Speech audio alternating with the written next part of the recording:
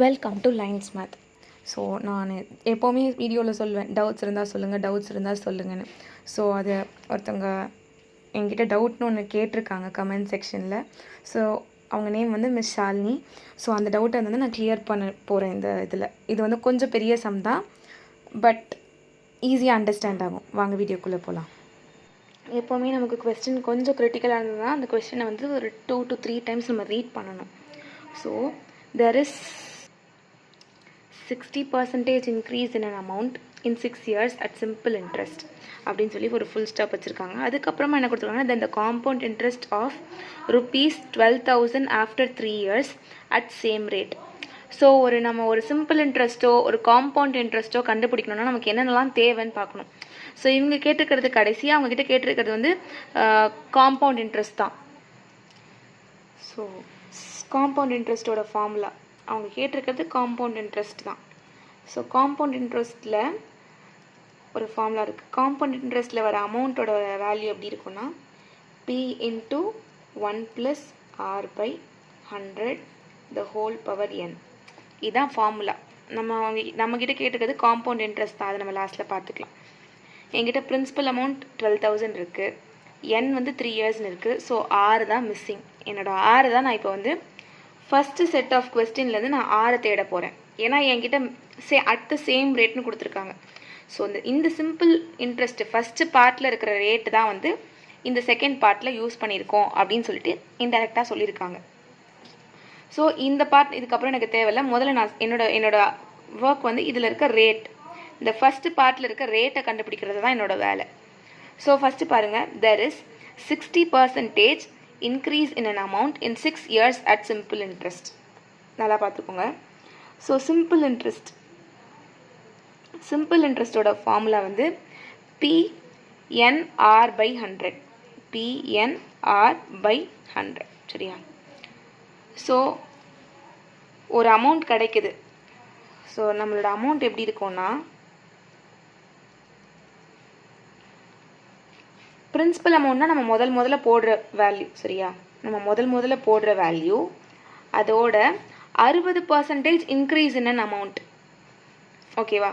அப்போது நான் முதல்ல போட்ட வேல்யூவை விட 60% P எனக்கு கிடைக்குது. இதுதான் வந்து என்னோட மெச்சூர்டு வேல்யூ.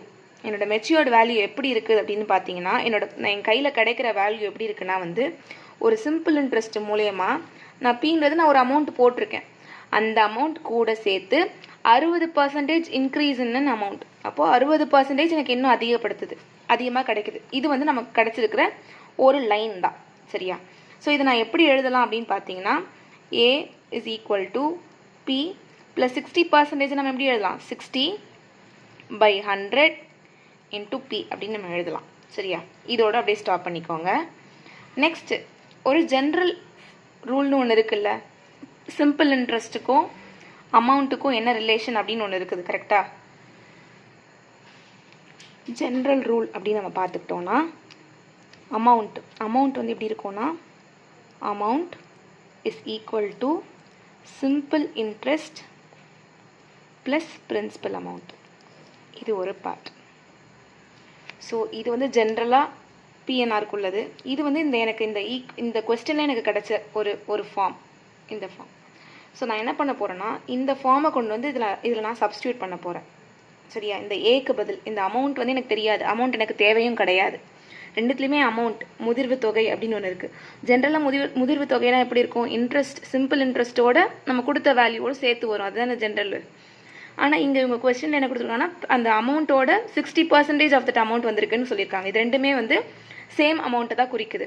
ஸோ நான் இந்த ரெண்டு வேல்யூவையும் நான் வந்து சேர்க்க போகிறேன்.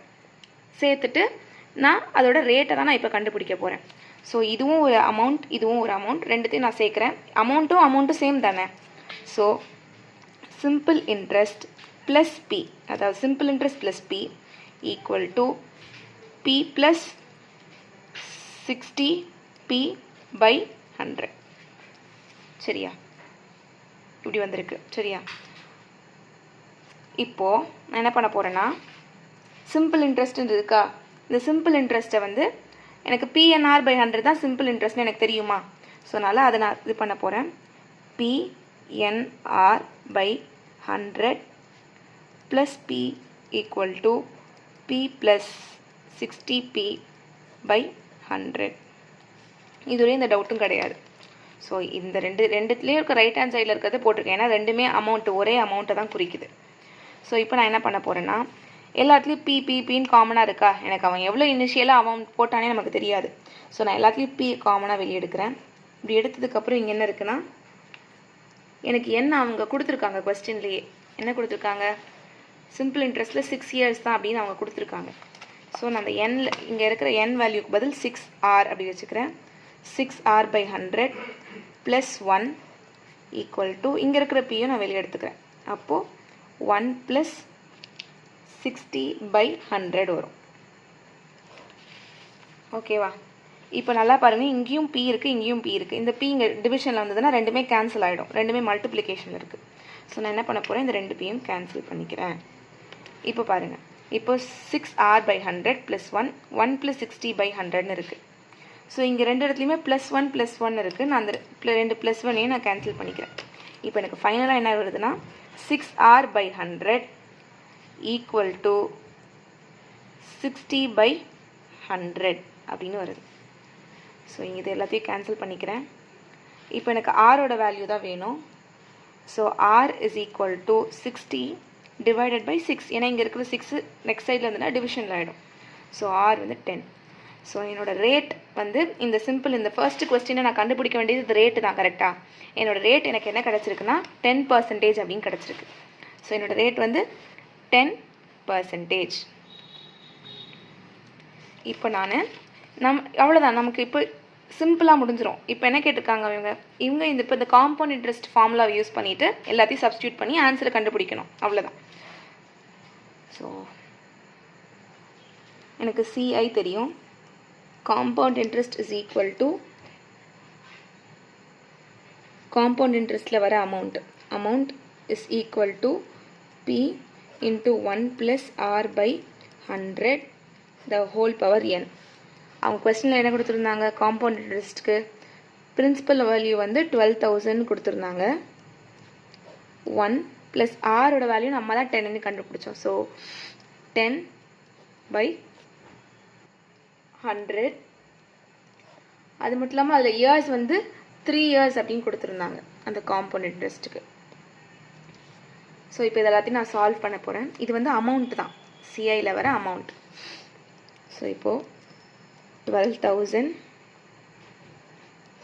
இங்கே இது கேன்சல் பண்ணணும்னா பண்ணிக்கலாம், அல்லது நம்ம அப்படியே கூட சால்வ் பண்ணிக்கலாம். இங்கே இந்த ரெண்டுத்துக்கும் நான் எல்சிஎம் எடுத்தேன்னா எனக்கு ஹோலாக 100 வரும், 110 வரும். இந்த ஹோல் பவர் 3. இப்போ நான் இது ரெண்டுத்தையும் சால்வ் பண்ணுறேன். 12,000 மல்டிப்ளைட் பை கேன்சல் பண்ணுறதெல்லாம் பண்ணிடலாம். ஸோ இப்போது எனக்கு என்னதுன்னா 11/10 தான் இருக்குது. 11/10 multiplied by 11/10 multiplied by 11/10. So 1 2 3 1 2 3 எல்லாமே கேன்சல் ஆகிடுச்சு. ஸோ பேலன்ஸ் இருக்கிறது 12 × 11 × 11 × 11. ஸோ நீங்கள் மல்டிப்ளை பண்ணி பாருங்கள். நான் கால்குலேட்டர்லேயே போட்டுட்டேன். மல்டிப்ளை பண்ணதில் எனக்கு 15,972 கிடச்சிருக்கு ருபீஸ். இது வந்து அமௌண்ட். இது வந்து ஒரு காம்பவுண்ட் இன்ட்ரெஸ்ட்டில் வர முதிர்வு தொகை அப்படின்னு சொல்லுவாங்க, முதிர்வு தொகை. இதுதான் எனக்கு கிடச்சிருக்கு. ஆனால் அவங்க போட்டிருக்க பிரின்சிபல் வேல்யூ எவ்வளோ அப்படின்னு நம்ம பார்த்தோன்னா அவங்க வெறும் 12,000 தான் போட்டிருக்காங்க, அவங்க போட்டிருக்கிறதுக்கான பிரின்சிபல் வேல்யூ. அப்போது ஒரு அமௌண்ட் எப்படி கிடைக்கும், ஆல்ரெடி நம்ம சொல்லியிருக்கோம், ஒரு இன்ட்ரெஸ்ட்டும் அதோட பிரின்சிபல் வேல்யூவும் சேர்ந்தால் தான் நமக்கு அமௌண்ட் கிடைக்கும். அமௌண்ட் இருக்குது, பிரின்சிபல் வேல்யூ இருக்குது, அப்போது இன்ட்ரெஸ்ட் எவ்வளோவா இருக்கும், இது ரெண்டுத்தையும் சப்ராக்ட் பண்ணால் நமக்கு கிடச்சிரும். 2ல் 0 போச்சுன்னா 2, 7ல் 0 போச்சுன்னா 7, 9ல் 0 போச்சுன்னா 9, 15ல் 12 போச்சுன்னா 3. ஸோ ருபீஸ் இந்த இன்ட்ரெஸ்ட்டோட வேல்யூ, இந்த காம்பவுண்ட் இன்ட்ரெஸ்ட்டோட வேல்யூ வந்து ருபீஸ் 3,972 தான் இதோட answer. And thanks for having the trust. இந்த டவுட் கேட்டதுக்காக தேங்க்ஸ் சொல்லிக்கிறேன். அண்ட் வேறு ஏதாவது டவுட்ஸ் இருந்தாலும் நீங்கள் கேளுங்க. I always welcome your doubts. Thank you. All the very best Shalini for your preparation. வேறு ஏதாவது டவுட்ஸ் இருந்தாலும் நீங்கள் கேளுங்க. அண்ட் உங்களால் தான் நான் வந்து இந்த ஒரு பிளேலிஸ்ட் ஆரம்பிச்சிருக்கேன், டவுட்ஸ் அப்படின்றது.